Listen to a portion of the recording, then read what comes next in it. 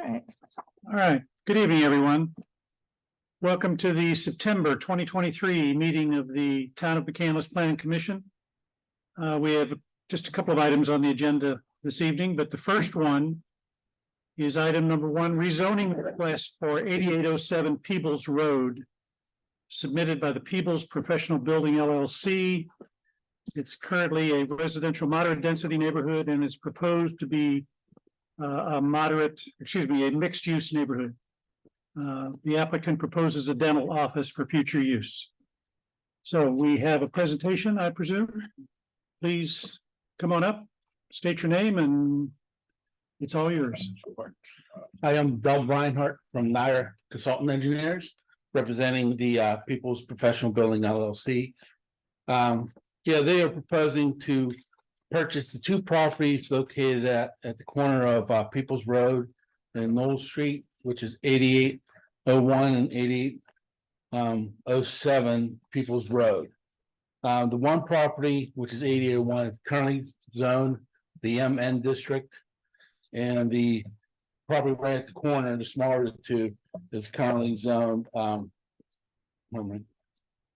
as the RM zoning district. So we're requesting to rezone that property at 8807 to a MN district, so then he can go ahead and propose a 12,000 square foot dental office building, and with parking facilities there as shown on the concept plan, which was exhibit 3 that was submitted to the township.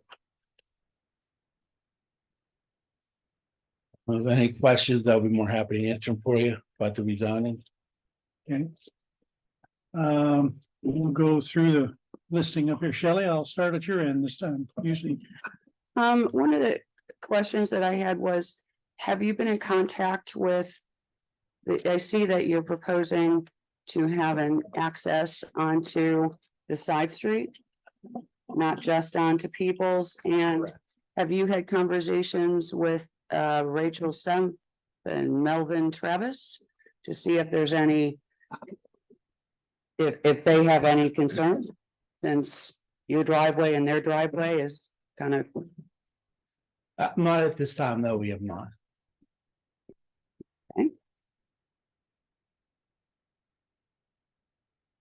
Do you expect, I mean, do you have any idea of how busy that access point will be? This is, did you say 12,000 square foot? It's about 12,000 square foot, That's 6,000 a floor, it'll be 2 floors. That's actually quite a large dental building. Well, the first floor will be dental. I believe he wants to do the second floor as rental for office space up on top. So he'll take over the first floor. That's the plan right now. For it. I just had that question to see if you talk to the neighbors to see if they had any concerns.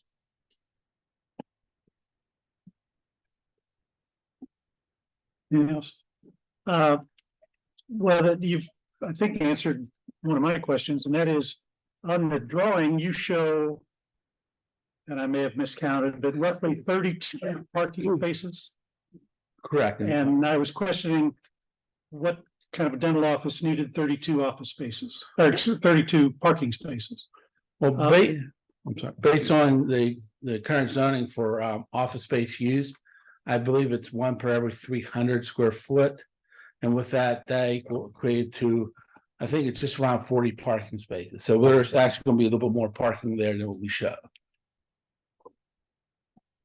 But we're learning that this is really not a dental office. The first floor will be, yes. Okay, but the second will be some sort of business, and we don't know what that is. It'll be divided into separate offices. It could be a couple, it could be one business. He has no idea at this time, the tenants. Okay, Right now, you don't know, you don't know, and we don't know. Correct. Right now, he wants the building so he can move offices down here to open up a business down here for his dental practice. So Yeah, I'm sorry, go ahead. Dan, if you wouldn't maybe mind taking a quick kind of detour here to what you and I were emailing about last week to just kind of frame the conversation for the commission, you know, while we're here.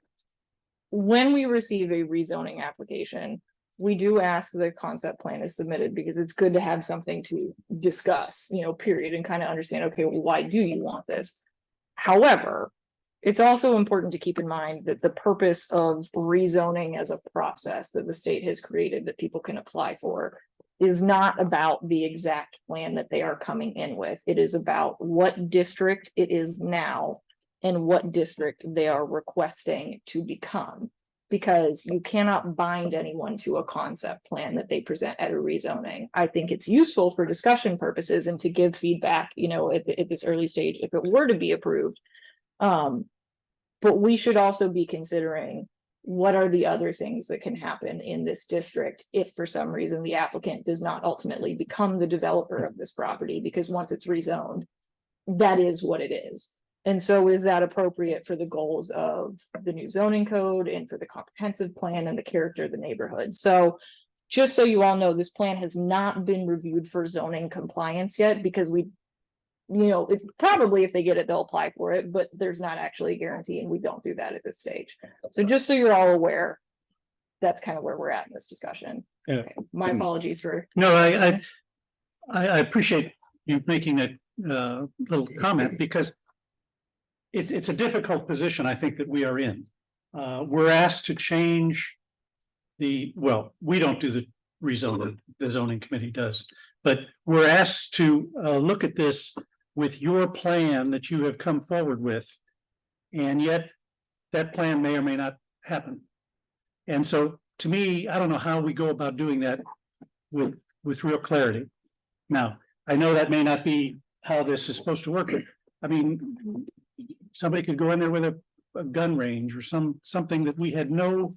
Well, not necessarily. Well, all right, well, perhaps not necessarily, I but don't think that's allowed in this district, actually. but something that we had not anticipated. A dental office is a rather benign use. Oh, I understand. And so if it's not going to be that, or if it's going to be that plus something else, and the something else we don't know what it is, I think that makes it difficult on us. I mean, and that's a condition that any applicant is going to have. Like there's nothing that they can do to fix that. That is just the process we've been given, And even I with the understand. rezoning, if you not agree with the rezoning, we still have to come back for plan development approval of the site. Of course. And that's when you can get all the ducks in a row.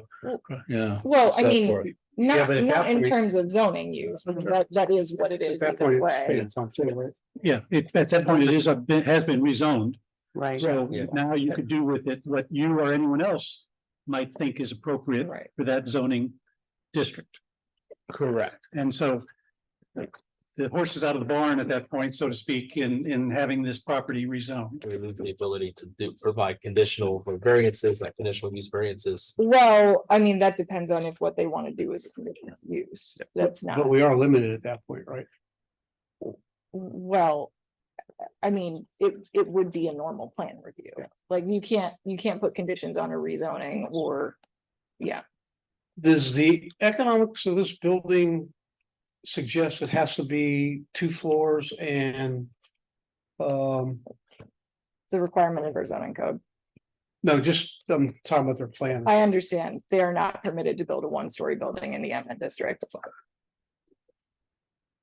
I had another comment on the MN.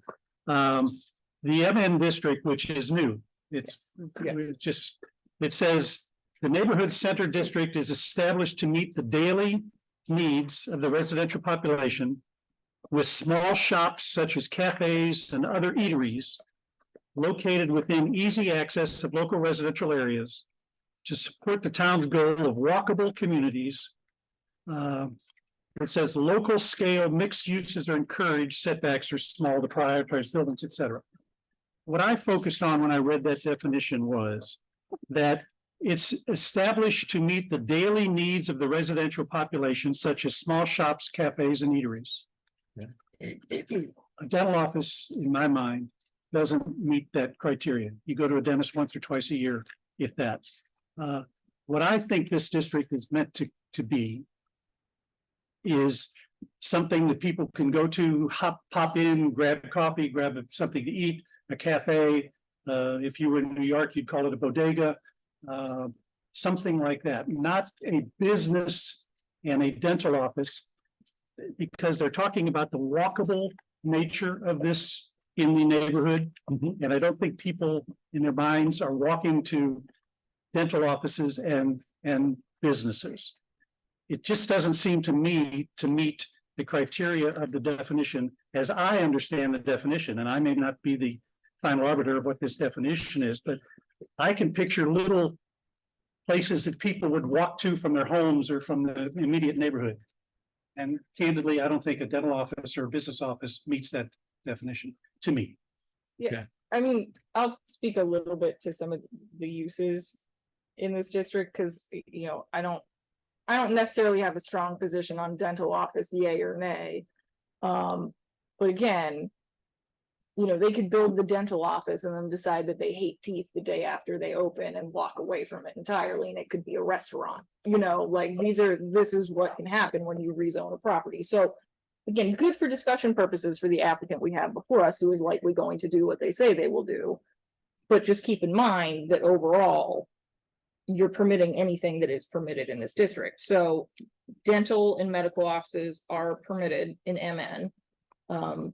I don't believe that we limit a certain square footage for that. There would be some distinction if it was like a service use, you know, but those would still both be permitted in MN. And Can I ask But where is you're, that the intent though behind that designation? I don't, I mean, we had discussions about Yeah. what we'd like this to look like. well, we didn't ban that. So in terms of, is the intent of the district to allow offices, medical or otherwise? The answer is yes, because we put that in the code. Would I like to see the entire MN district be nothing but offices? No, but I find that unlikely to occur in general.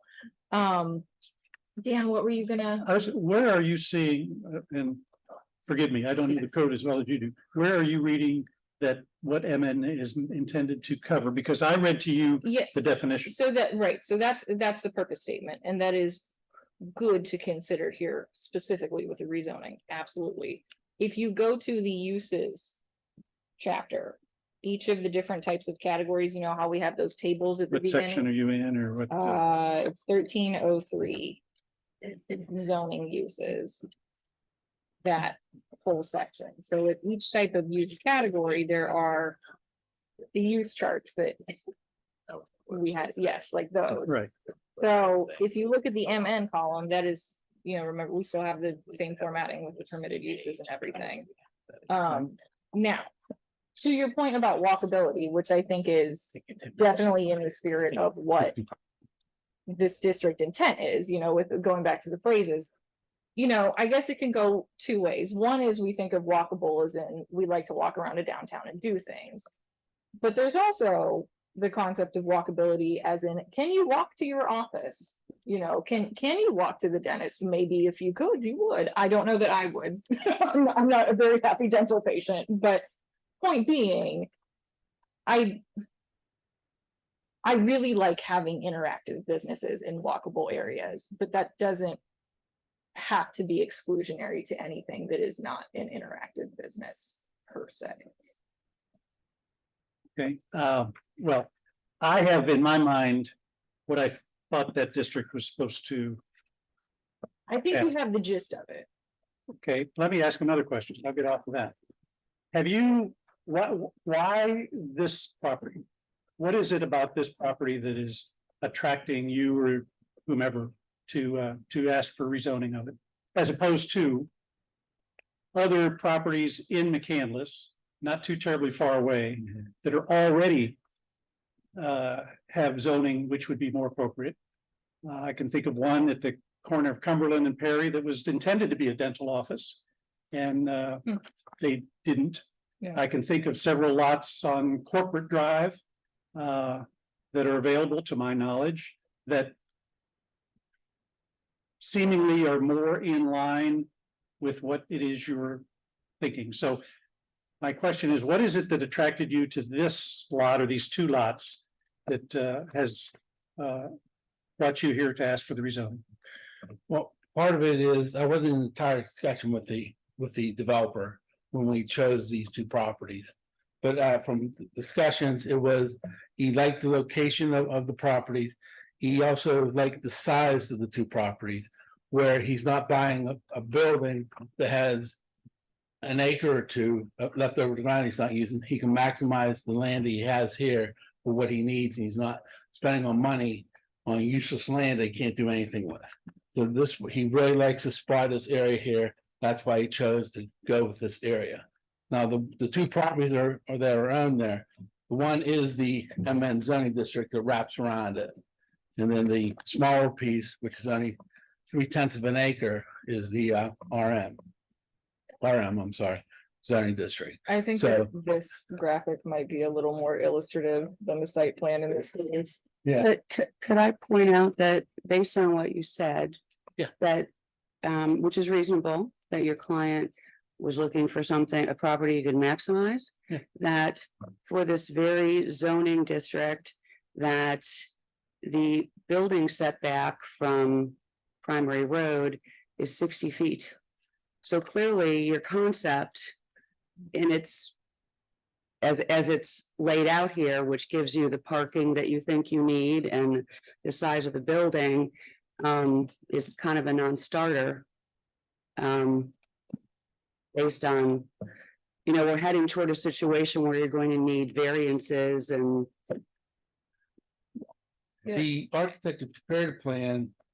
Was reviewed the ordinance and indicate that these are behind the current setback. Well, no, they, I'm just looking at, I don't have, The one long people, yes, let's, I'm suggesting that this does not appear to me to be a 60-foot setback well, based visually. I don't, it's Okay. only 15. Hmm. The set, for MN, I'm looking at MN right now. And front setback 60-foot minimum. you're looking at accessory building. You I'm want to be looking. looking at principal building? I'm sorry. I apologize. That's, it's a new, just, it's a new code. It is a new code. This is the first. I'm very embarrassed now, but I'm sorry. no, it's new for that's me fine. too, and for us, it's. Yes, I, Yeah, We're learning how to use the new format. It's new Exactly. to all of us, so. exactly. It's an understandable switch. So that works then. I retract my statement. I'll say that on my way over here tonight, I drove Knoll Street and Locust and Maple. And it was very thin, very narrow, very residential roads where numerous cars were parked on the street.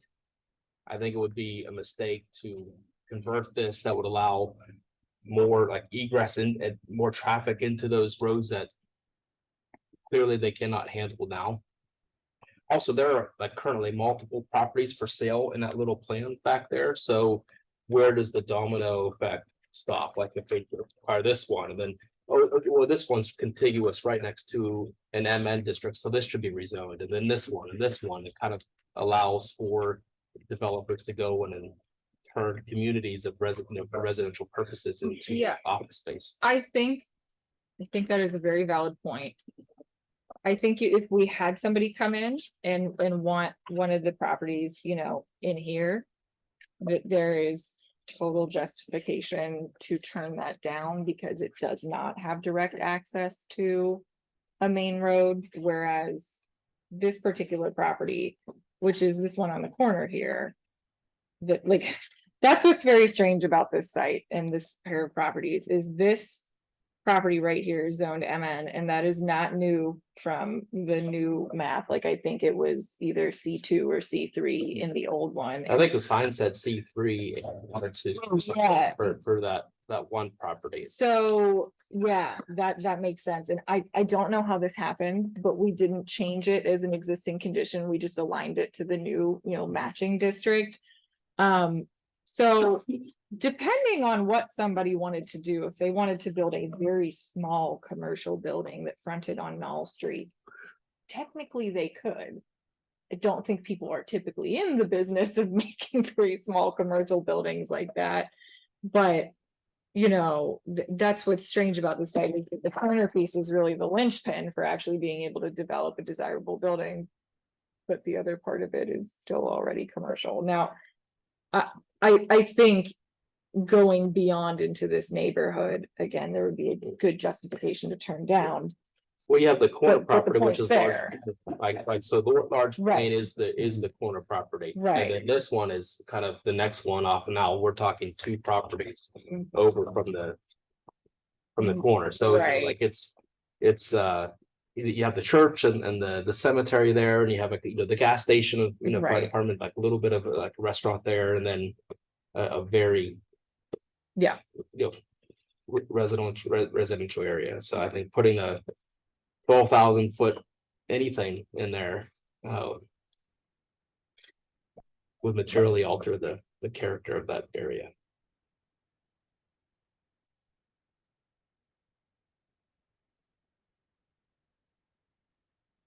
But this one other thing, the traffic on Peoples to that light. Going towards Giant Eagle, one lane. Turn going three directions. Left on left, straight to, and then right to the. Babcock was, yeah. In most, good parts of the day, you're sitting. 10, 12 cars back because the guy the first car making the light, the left, you just. There's sit no wait. light there. There's no left You turn can't lane. get past them. And I personally seen a I just. wide had it. number of accidents on in that So, intersection. how you would Well, handle. The traffic for a 12,000 square foot building right there.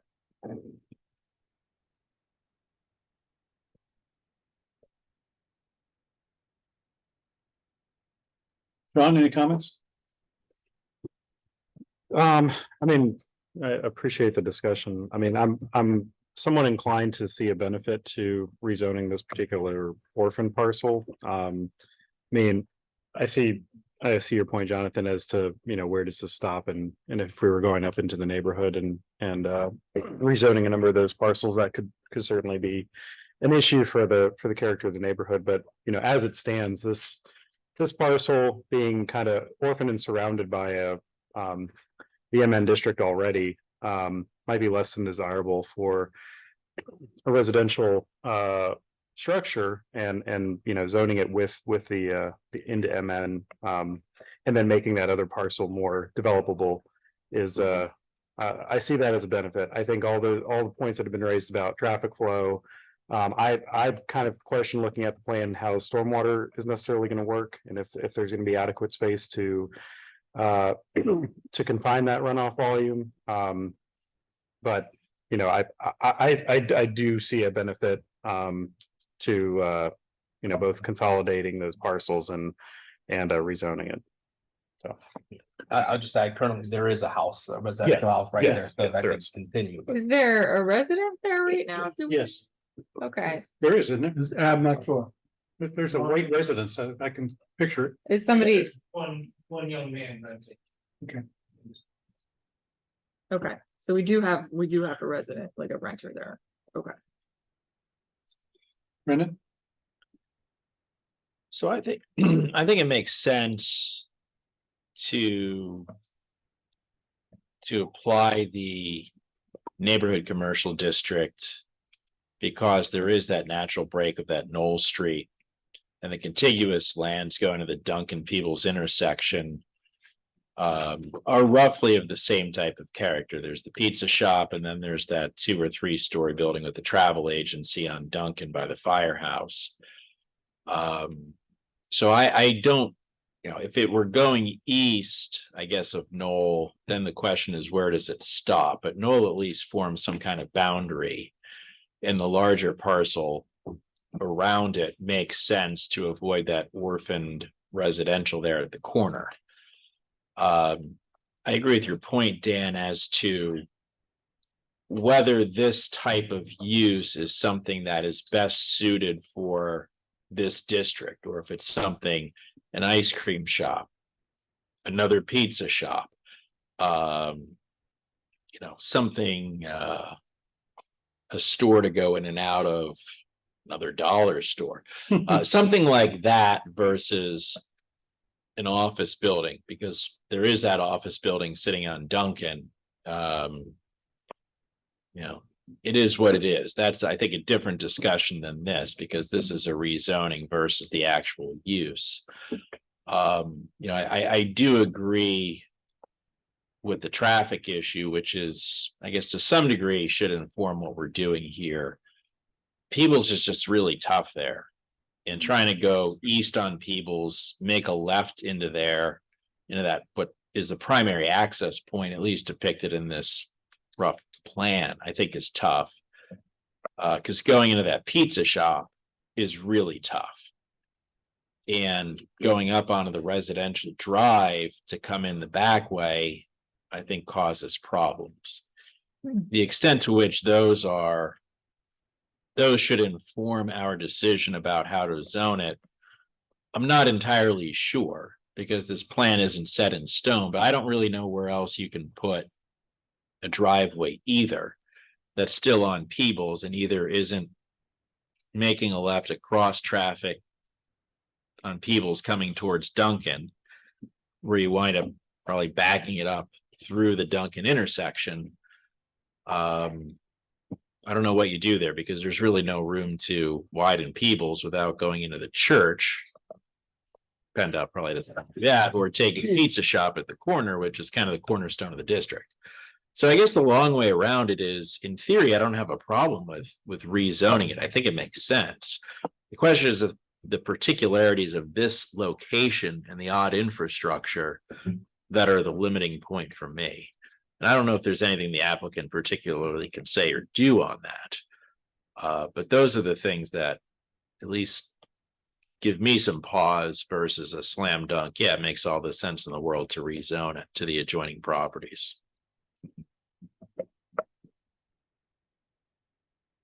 Thanks, Brendan. Al, anything more? Yeah.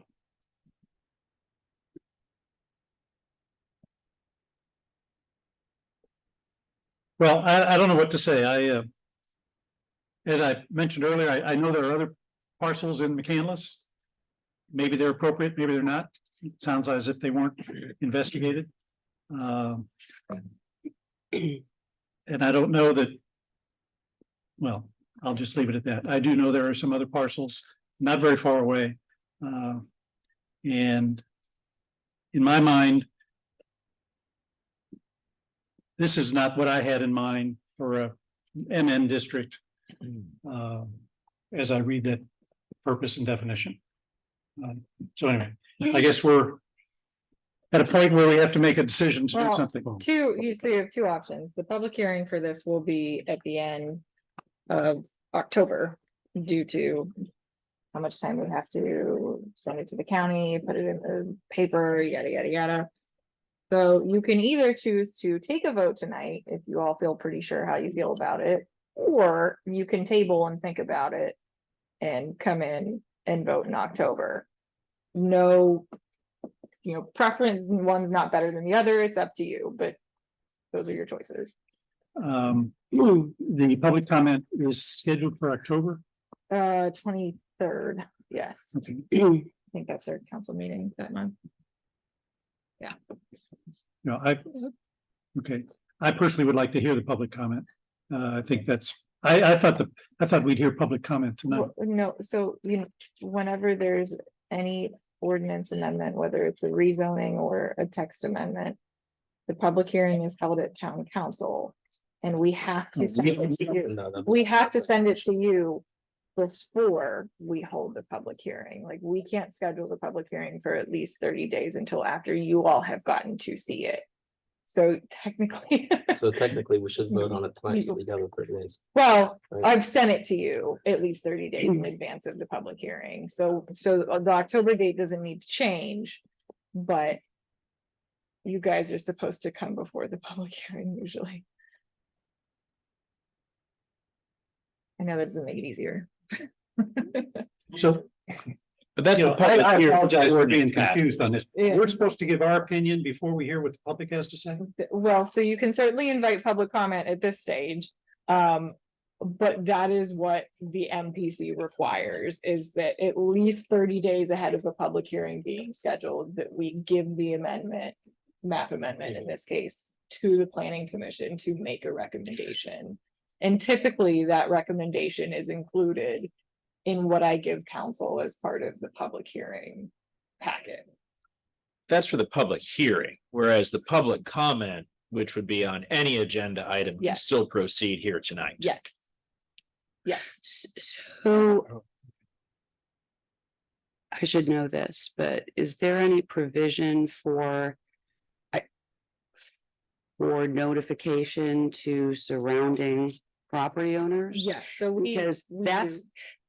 That is, I kind of go back to that. Right, Which is because I don't necessarily disagree that there's kind of a natural progression of this district. Mhm. But on the other hand, we're also talking about a relatively narrow neighborhood street with looks like a very nice lived-in residential property across the street, whose driveway will in some form or fashion, you know, kind of be in competition for this one, and it just seems reasonable to want to, I mean, you know, these people might think it's great Yeah. because they might think this is where we want to go next, you know, this could be a good thing for our property too. I don't know.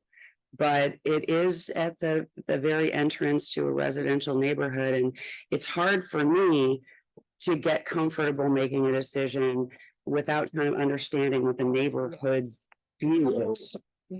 All of the legal requirements and process for a rezoning hearing are structured around that official public hearing date. So we do send letters out to residents. Again, I believe it's like at least 30 days in advance of the public hearing date. Anyone that has an abutting property, which means across the street from or touching the property that is requesting to be rezoned, gets a notification letter. We also That's the post question. the property, or if they were, you know, asking for several parcels, we'd post the area in a conspicuous location so you can see. Now, that all points you to the town council public hearing.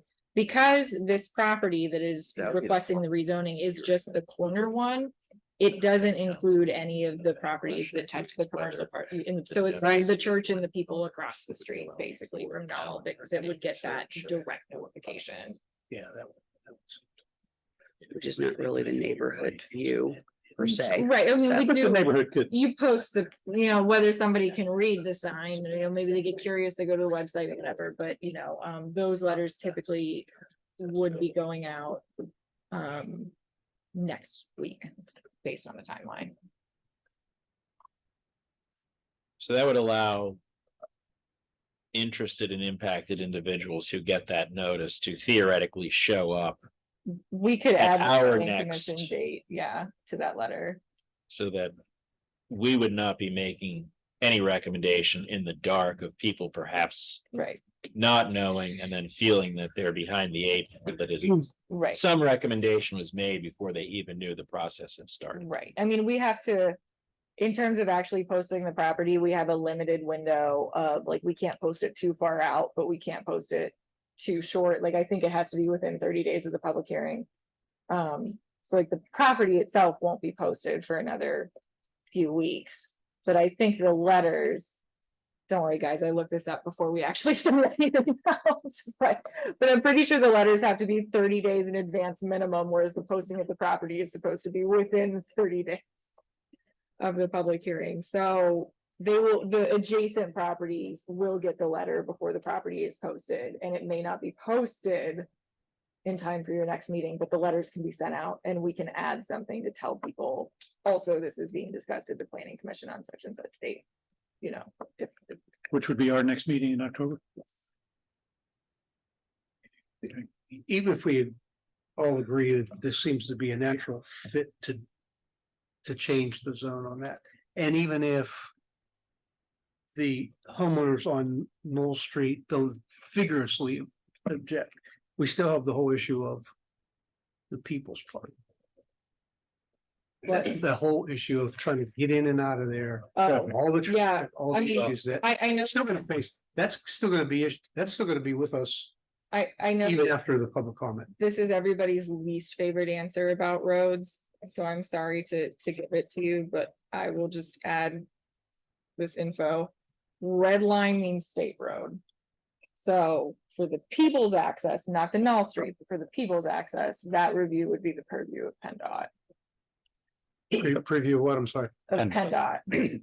That would be partially though for us, We in put that- it weigh in on traffic, because there's yes, 30 contemplated parking spaces, which right, theoretically, some amount of them are used, which is very likely more trips in and out than presently yeah, going into it would this. be an increase for sure. Yeah. Right, so that would be something we'd have to balance in terms of the through traffic through and the destination traffic to any additional place that we would zone to generate those trips versus a house, which would probably have Yes, 2 in, 2 out per day.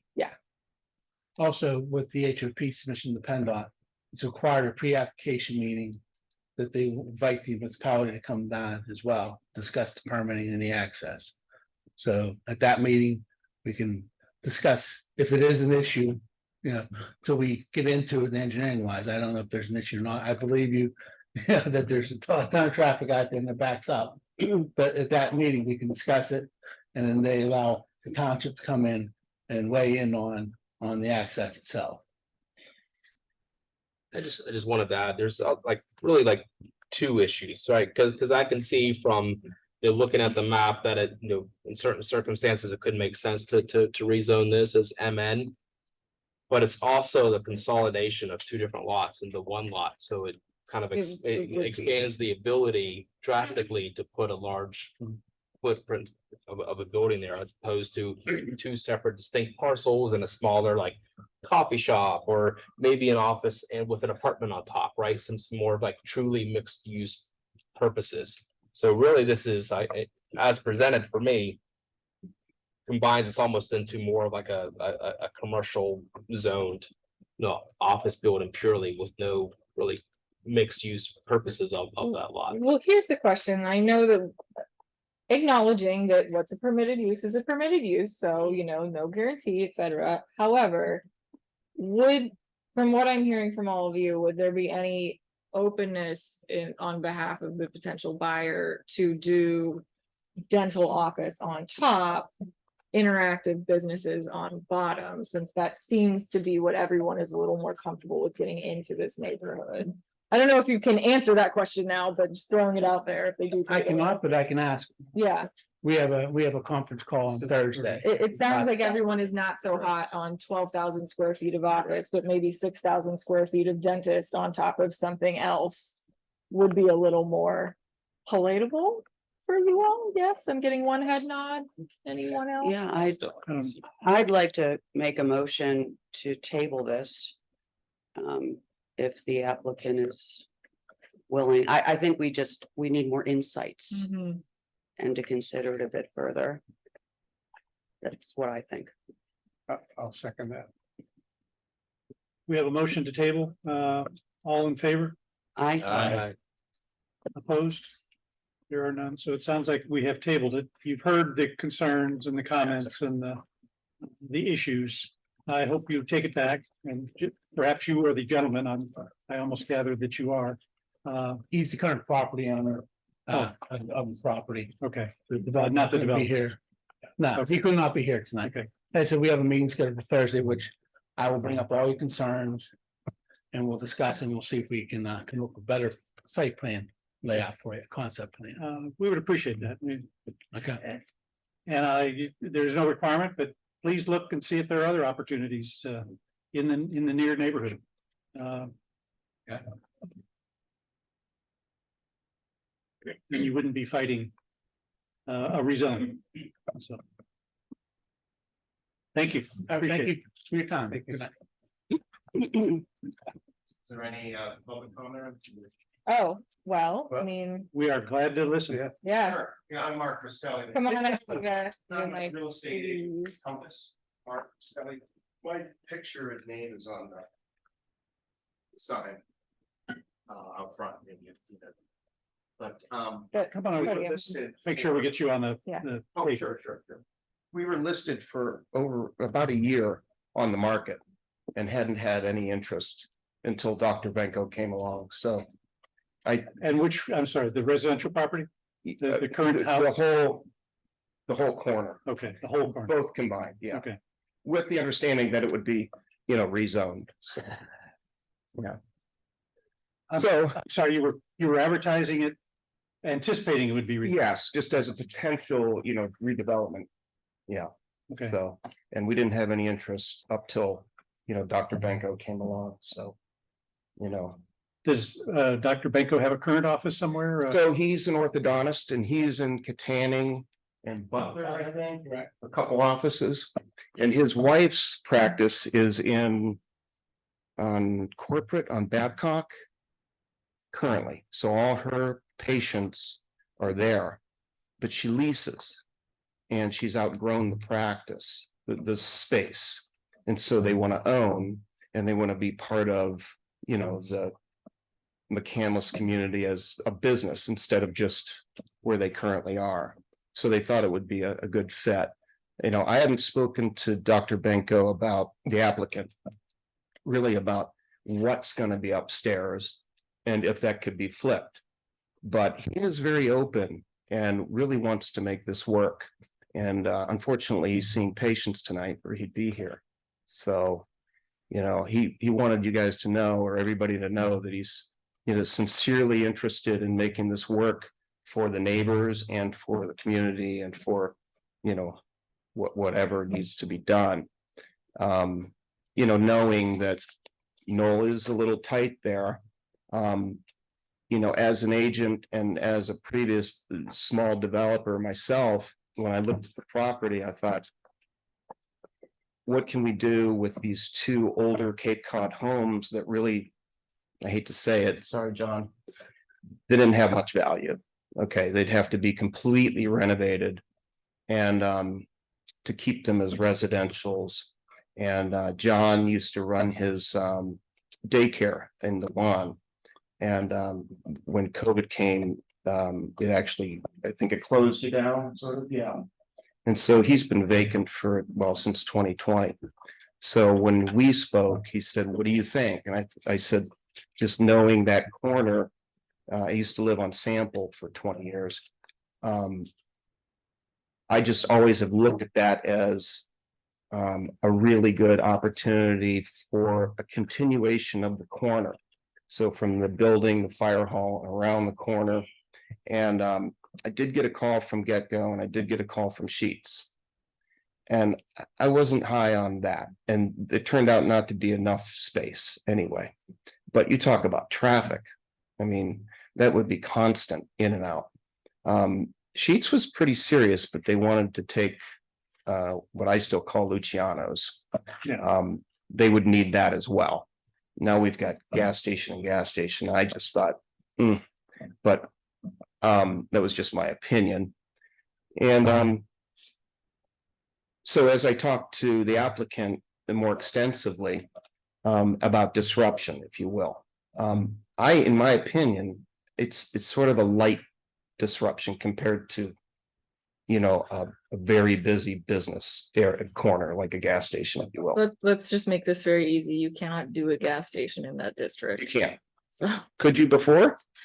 I would have to check. Okay, because they wouldn't have called me, I guess. I don't know. It's always been a special exception use. Okay, With, it would also probably even in the old code have depended on how close they were to another gas station. Oh, There were gotcha. Limitations on Okay. radius. Not sure, I don't have the old one in front of me, but I know that's true for the new one. okay. Yeah, sorry. Yeah, okay. But we did have those talks and, as far as just the amount of activity there,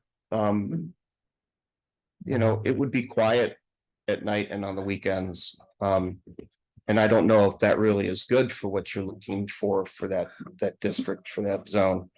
But, he may be open to the idea of something downstairs. So, I thought it was interesting. You mentioned that Dr. Benko's wife has a practice over on Corporate Drive. yeah, I know, I'm pretty sure, I'll state it that way, that some of those properties are available. And you would have the exposure of McKnight 10,000 cars a day. Are you talking about vacant land? Yes. Okay. You know, there used to be a Chinese restaurant over there. There was the Fridays, there were several things. Oh, sure, yeah. Mhm. I don't know that those are appropriate. I don't know that they're readily available. I think something over there is. It's worth a thought. Okay. Yeah, we didn't have that conversation, but I appreciate that. Okay, Thank you. Thank Yeah. you. you're welcome. We appreciate all insights. Sure. That's it for public, nothing online. Oh, no, we don't do that. Okay. Okay, thank you, everyone. Thank you. Item number 2 is a temporary uses cleanup amendment, introduction and discussion. Yeah. I'll let you handle that. All me. Yeah, so this is the first of probably a handful of cleanup amendments that are going to be coming before you all for your input, consideration, et cetera. As we have been using the new code, I'm happy to report we've saved quite a few variances. We have our second month of no zoning hearing board meeting out of the last 3, which is that's great actually compared to what we were doing before with how many variances we were getting. However, we also run into things that when we actually enforce them in practice, we kind of go, oh, that didn't really work the way that we thought it was going to. And so sort of the most pressing one that we identified pretty early on was the temporary uses section, which, you know, since I've had a little more time with our zoning consultant, Carolyn Ristow, she has since moved on from Baker, but we kept her on, you know, on sort of an as needed basis as these things arise, because no one really knows this code better than her, not even me. But so as I was discussing with her a couple questions that came up, we sort of identified that this was one of the first areas that could benefit from a cleanup. So looking at it, we kind of felt like the template was a bit sparse, you know, when you're trying to comprehensively hit everything, there are some things that you're not really going to be able to lean into as much. That, I mean, I'm sure you all have things that you would like to, you know, come back around and hit in the coming months and years. But again, this is one of the ones that it was pretty sparse. We realized some of the readings of it, you know, could be construed as some of these church festivals that have happened every year for as long as anyone can remember. The way that it's written might imply that they need to come in for a special exception approval from the zoning hearing board, which was not the intent at all. Questions about, like, can I have a tent in my backyard for my kid's graduation party? Well, the temporary structures weren't really described outside of a context of a temporary use. And so we went, well, we didn't mean to ban those, but the way that it reads, you could say that maybe we have.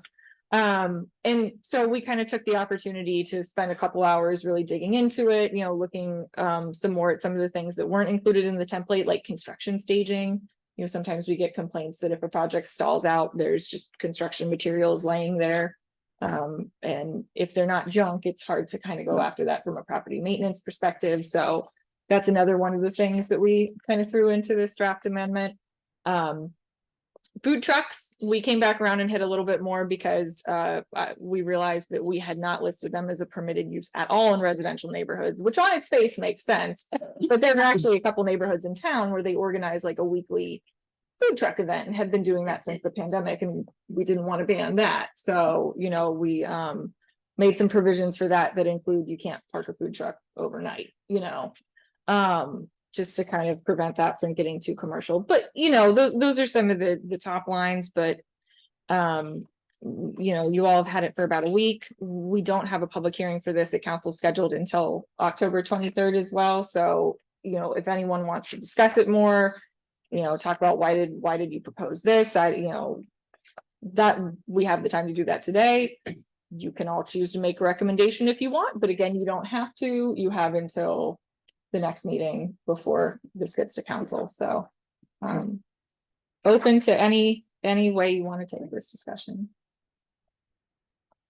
I have a comment, and what I didn't see was anything about noise or sound for temporary use. Some of these festivals, I can imagine they might have a little band or a little entertainment of some kind, which might get noisy. And is there any provision in here that would limit that or? So. Sort of, like asterisk, yes. The sort of something to keep in mind is that the noise ordinance is enforced by the police, not zoning, so we don't put a ton into. The zoning ordinances about noise, because typically those are situations that like. You know, especially overnight, like I don't have anyone that can go document that overnight, but the police can, so that's why we've always kept noise ordinance enforcement. Outside of zoning and with the police department, but. There are some considerations. Let me just. Like fireworks, don't they require a permit? Those would, that's probably a fire marshal question. I mean, I know the sale of fireworks requires a permit, and I believe. Any violations of what you are or are not allowed to do with fireworks. That goes to the police and fire marshal. The state has a code that controls if you don't pass your own local ordinance, which I believe we've not. But that's also outside of zoning. Right, I mean, I'm just saying there's But yeah, things so. that, So there are, this is part of the reason that we wanted to. Really hit this with a cleanup amendment was because the way that if there was an unlisted temporary use, which again, the church festivals and things that have already been going on. Could have been construed as not already listed in here. So if somebody wanted to start a new one, let's say, because the ones in this amendment, the ones that have been going for years and years, those are an existing condition. They don't need to come for a new approval. But somebody wants to start a new one, it's not a listed use necessarily in here. If it's a long-term, event, I guess. I believe that the temporary outdoor events are now limited to, I want to say 5 days. And if they want to go longer than that, or if they want to do something that is not a listed temporary use. Part of what the zoning hearing board is supposed to consider in that special exception process is this creating a nuisance condition, basically? And I want to say that light, sound, dust, all of those things are considered nuisance conditions that the zoning hearing board could turn down that special exception request for. Would it be possible to put a limitation on the hours? Like the business hours, so you can't have a farm market or some kind of festival going until 1 AM. That's a good question. Let's see. That's your suggestion of limitation, 1 AM? No. Oh. So let's see. Okay, so I'm not farmers, 20s anymore. okay, this is actually in the, we didn't do a lot with the farmer's market other than kind of clean up the wording a little bit, but the regulations are proposed to be the same as the new, what's already in the new code. 8 AM to 8 PM, 1 or 2 days per week is the time limitation on a permitted by right farmer's market. Now, if it was a temporary use not listed. All of those aspects like timing, how long it's going to be, is it going to be recurring, on what schedule? Those are all things that they would have to present to the zoning hearing board and that would become. For the part of exception, approval. right. Yes. But I guess, but for the initial 5 days, can we say something that, hours unless otherwise specified would be Let's by see. 9 PM or Temporary uses, let's just see what's in here already. better? I don't think that's a bad idea. I think that typically what we would go with is whatever the permitted operating hours are for the host business. So I want to say that the noise ordinance kicks in at 10 anyway. So if, and that's even for like, can we mow the lawn? I mean, I don't know who's mowing the lawn overnight, but some people I I suppose mean, do. maybe we could put like a reference in there, Yeah. kind of tie that back. Yeah, okay, so. Let's see, temporary use. I'm just trying to see if perhaps this is covered in some way, but it might not be that specific. Format, frequency, and length of time, okay.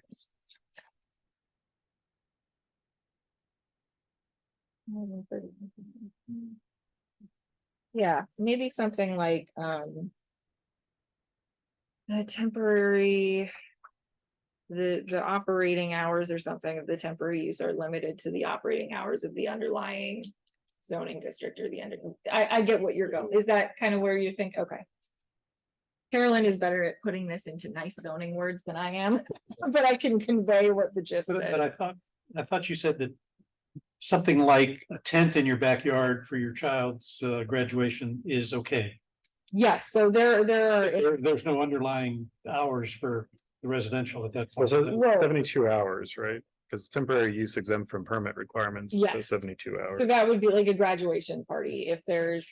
It's and- definitely gonna be music. Well, again, Oh, you mean like this a does time not, cutoff. like, if what you are trying to regulate is noise, I recommend that you don't try to do it in a zoning ordinance, because that is the least enforceable way to handle noise. Like, I'm gonna be in court for 3 months before anything happens, you know, so, police. Or who you want to shut down a noise violation. How does that practically work though? Not to interject, but using that as an example. Yeah, So kid has a graduation party, yes, tent in the backyard, yes, grandma, grandpa, a couple neighbors, aunt and uncle. yes. When it says that if it's less than 72 hours, it's exempt from the permit requirements. Yes. What permit requirement are we talking about? So, Getting a permit from McCandless or yes. the allowance of the use within a zoning district? So anytime somebody does any of these temporary uses in here, they're supposed to be getting a zoning permit. So I am gonna be having my graduation party in my low density neighborhood Yes, where a temporary outdoor event is not an authorized accessory use to my Sure. principal use of having a house, the kid that's graduating. yes. So does this require me, or does this allow my neighbor that doesn't get along with me to call the township about the tent graduation party in my backyard in this zoning district?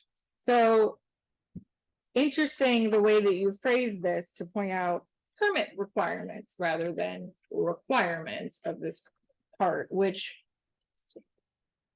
I'll have to talk to Carolyn to see how she feels about just deleting the word permit from that section, because I think what you're getting at is, well, this exemption says you're exempt from having to get a permit, but does it really exempt you from the requirements of the rest of this section? Because in theory, you shouldn't be entitled to a permit unless the underlying use is permitted in the district it's identified. Right. That would almost be the prerequisite. I So- think what we're trying to get at here is whatever temporary use, whatever you want to call it, if you're doing it on a residential property for less than 72 hours and you're not erecting a structure, that is over 600 square feet, which is a number we pulled based on how many people can fit in the tent. And like we picked that number from a real, benchmark. But the intent is to say, as long as you're not doing it for more than 72 hours and your tent is not up for more than 3 days, you don't need to get a permit. You don't need to worry about it. Whatever you're doing is fine as long as it follows the other rules of the town. And I think what I'm hearing here is that maybe the way that this is written construes, well, you don't have to get a permit, but you also can't do the thing if we didn't outline it here. So that's a good language comment. I can take that back to Carolyn.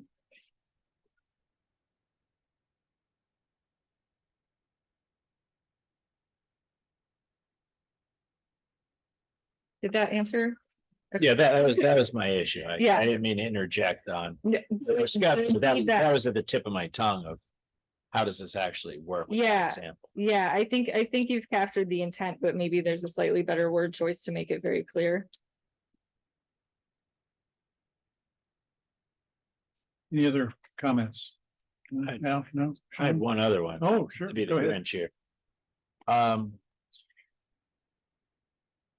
I guess stylistically, the subsection B, temporary uses. Is that the best way to have a subsection that is titled the same way as the 1303.230 temporary uses? We call like enumeration of potential temporary uses. I will ask Carolyn, and I'm sure she will, I'm not even being funny, be delighted to answer that question. I'm trying here. She loves zoning semantics, so. So that was just a quick note I had. The bigger Grinch part I have is associated with both farmer's market and the I guess temporary outdoor event. Why do we have in the existing code and or why do we care about the applicant demonstrating indemnification of anyone but the town You for know, having insurance? Like, I don't care what they do. I would say that that's a question for the lawyers, but you are one, so. And my concern is the town is, why does the town need to interject itself between whatever agreement that a property user has with the property owner? Because then the concern becomes, well, does someone reasonably rely on the town having this ordinance to believe that that's all they need to do to protect themselves from liability associated with this Yeah, you know, this issue? And as the town, I don't think we should care. it's an interesting question. I think that I will have to ask the town attorney whether there's been any case law that if insurance wasn't required for certain things like that, if somebody came back to a municipality and said, I'm suing you because you didn't make sure that this event was insured. In my past experience before working here, I only ever dealt with events that were on like borough property. And so of course we made them get something comprehensive because it was our property, you know, but I mean, because someone could legitimately say, well, there's a threshold of, bodily injury, property damage of 250,000 per person and $1 million per occurrence. mhm, An unsophisticated individual will say, well, the township, the town came up with those numbers from somewhere. They must know that that's good enough. yeah, And then they've got, school bus loads of people out there in a lightning storm. God forbid something happens and they say, well, I thought that's the minimum coverage I needed. And everybody else was, oh, the town must have come up with that from somewhere. My suspicion is it's just a made up number, which is how a lot of things occur. And if there's a way to not have it so as to allow people to go on with their own affairs and make their own risk judgments, I would much prefer that than getting the town involved in yeah, what's necessary and or appropriate for whatever it is that you're doing in your private affairs that's not on our land. I will definitely, let's see, okay, so town attorney. Why do we need to make them insure other people? I will ask if there's any case law, because that might be the answer. Like, I know that all this indemnification language, this was from, like, it's in the code that we passed, but just a little messy compared to, well, I shouldn't call it messy. It's more polished the way that we handled it in this amendment. However, it is there already. And it was not something that we specifically added to the template, like it came in the box. So I don't know if that was another community that had a particular issue, which sometimes is what happens with templates, yeah. I will do some further research on that. Since it's there already, I don't know without getting a definitive answer whether we want to yank it. But I think that you have a valid point of why are we requiring this if it's not gonna give us any exposure, You're a lawyer too, right? Do you do anything with this? No, Yeah, and we also, I think and maybe our town attorney is also still on. Hey, Steve, you still with us? I am. Yeah, But okay. I I have could've to forgot look you were at- here. I'm I have sorry. to look at that Okay. too. Sounds like everybody agrees we need to look at it. Why do we need to protect, to ensure anyone? Okay, yeah, Steve, did you say that we're gonna follow up on this later?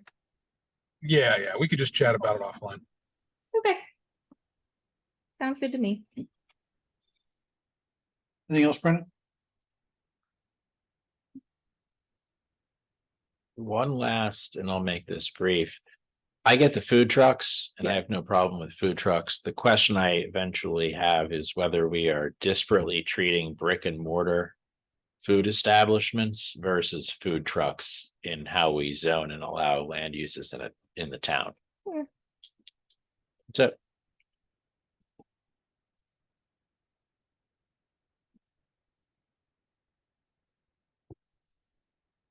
it. For example, if a supermarket wanted to put a tent in its parking lot Mhm. to do a barbecue event for a weekend. Yes, Would that be a use by right? I don't think so. well, It would, that would potentially be a temporary outdoor event. So depending on what district they're in and if they meet the qualifications in this new amendment, they would potentially be allowed to do that. I think part of, I think most of them would probably fit into those yeah, categories. yeah, so, and I believe that the reason that we came back around and added permitted to all of the mixed use. Yeah. Districts for temporary outdoor event is because again, we realized, well, McCandless Crossing does a lot of. Yeah. Events in the town square So and we we maybe accidentally just banned that. So we did not want to do that. Right. Yeah.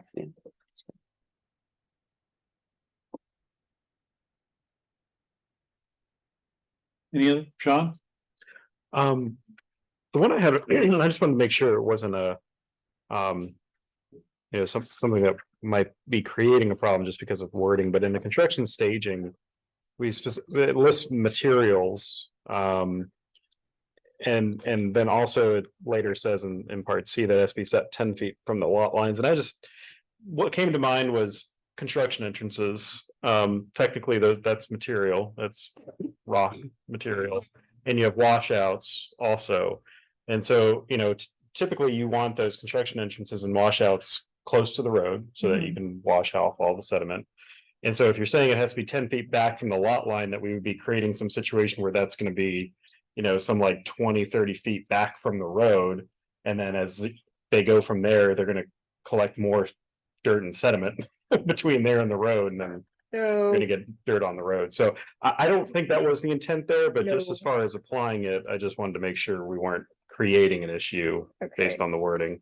so construction entrances and And washouts. washouts, those were the ones that came to Okay. mind, but there could be potentially other items that may actually need to be within 10 feet. I think, so I like this note, I'm taking it, well, I took all the notes down, but these were all honestly pretty good notes.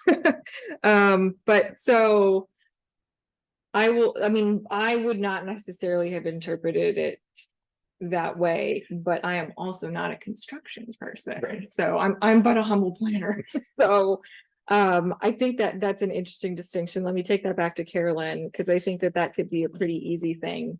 Yeah, Like- it's all how you define materials, because, Yeah. technically anything you bring to the site could be a material, Right, so. like stockpiled materials or right. aggregate materials is definitely what Right, the right. intent was there. So.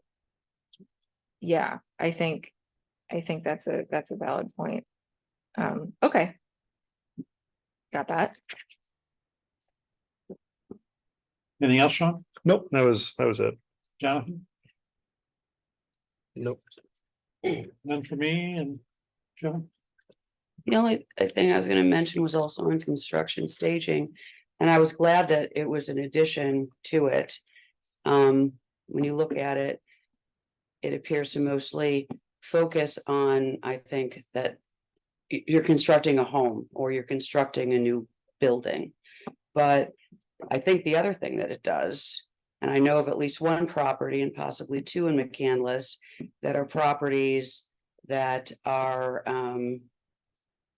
used specifically for, which have been a cause for neighbor complaints, that are literally being used for exactly these things. Yeah. For no reason other than to be a storage Yes. for trailers and machinery and materials. So I think this solves that problem too. It sure does. It's good. Yeah, no, I mean, existing conditions we can talk about on the enforcement end if, Mhm. There however, is that. it was a consideration. Okay, good. This was a good improvement. Okay, end of discussion? Good discussion, good points. Cool, okay.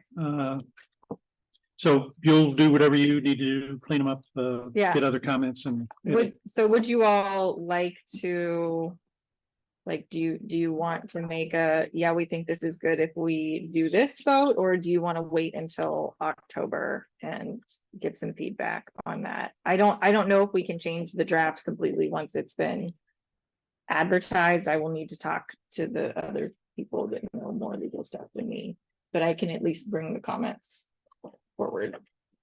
Okay, well, I would, for my own benefit, I'd like to see See how it the works. changes, Yeah. how they shape up and take another look. Okay. These should be pretty quick ones, actually. Okay. So moving on to the next item on the agenda, item number 3, the approval of the August 1, 2023 minutes. Any additions, edits, changes needed? Doesn't sound like it. Can I have a motion to approve the minutes? Moved. Sean, second from Jonathan, all in favor? Opposed? I abstain. Shelley was not at the abstains. meeting. I abstain as well. Brendan abstains. And then we have room for general public comment. We need a motion to adjourn. Moved. Second. All in favor? Opposed? We are adjourned. Duncan and Peebles Right. intersection. He's like Thanks, gypsy. Steve.